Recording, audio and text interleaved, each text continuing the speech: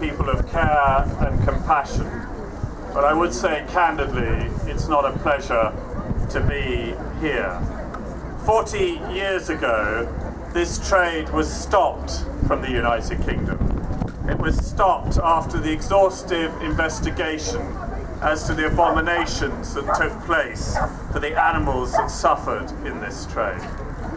And it's a shame on our country and the community of Europe that this trade now exists once more.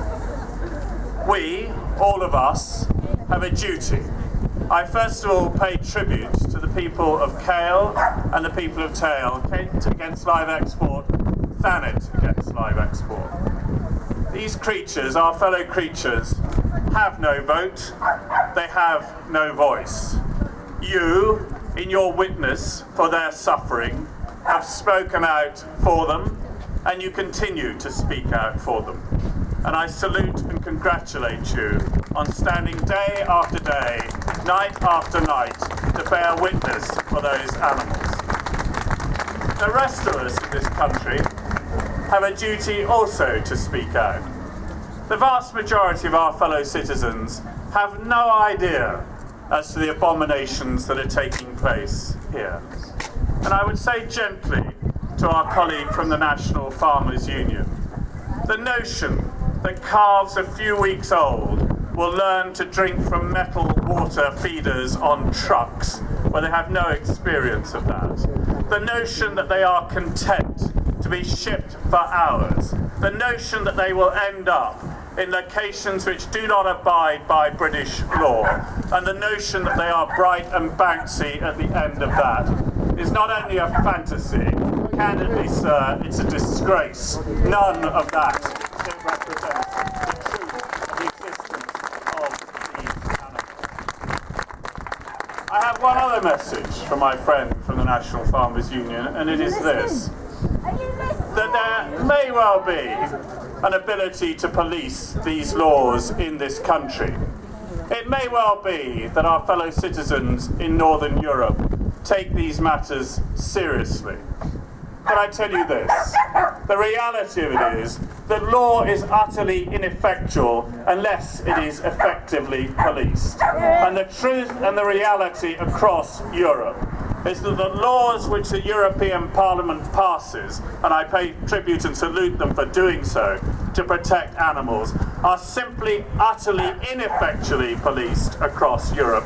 There is no reality to these grand aspirations of saving and helping the animals as far as the vast majority of Europe is concerned.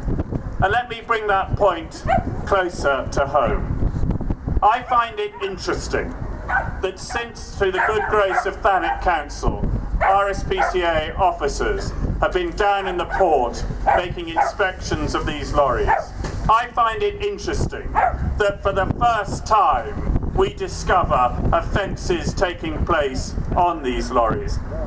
My friends, that is not a coincidence. For the months and months of the trade in Thanet that has gone before, I firmly believe exactly the same offences were taking place. And my message to the Minister is simply this: it is not good enough to say that only 30% of these lorries will be inspected. It's not good enough to say we mustn't place burdensome obligations on business. The burden is not faced by business, my friends. It is faced by the sheep and calves aboard those lorries. They deserve every protection that we can possibly give them. Every lorry needs to be inspected here. Every animal needs to be cared for here.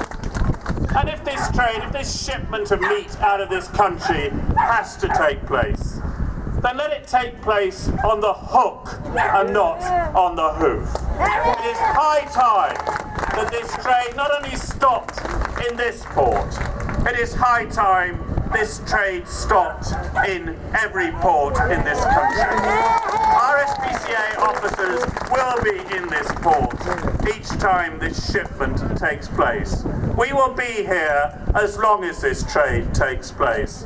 But I hope all of us will work together so that my officers can be redeployed elsewhere in the campaign against the abominations and abuses of animals in this country. Because it should be all of our sincere wish that this trade ends in Ramsgate and ends in Britain.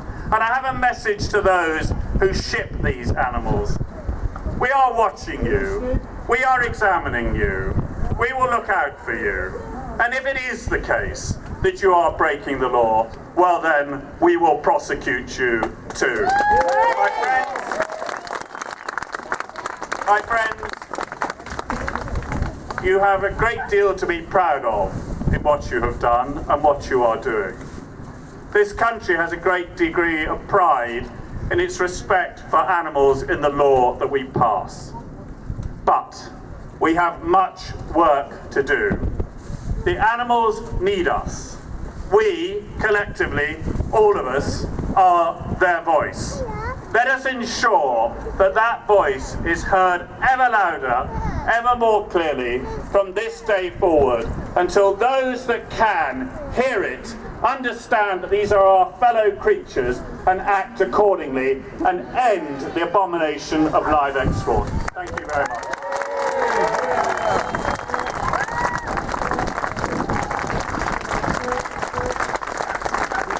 Well, thank you, Gavin, for that very stirring speech.